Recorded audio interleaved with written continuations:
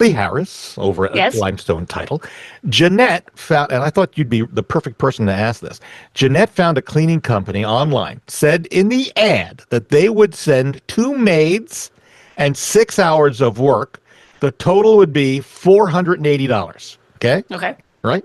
Yes. The cleaning company only sends 1 maid and still charge $480 for 1 maid, 6 hours.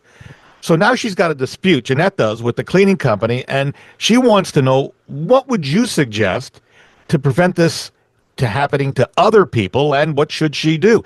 And I think she's got a good point. 2 people, $480 for 6 hours. Okay, it's still steep, Yeah. but that's different. So what would you suggest to homeowners who are listening to us right now who want to use a maid? Well, I think if it's a good company, a reputable company, of course they'll have insurance and everything like that. That's what you want to check. But also they should have a contract. And so if you feel like you signed a contract and they're not following that contract, there's probably a dispute resolution in that contract if it's a good one. If so, follow that first. The second thing, of course, if they don't, you're supposed to be, the customer's always right. They're supposed to work it out with you. But if they don't for some reason, then you always can, of course, go to the Better Business Bureau and make a complaint. You can go to Yelp and make a complaint.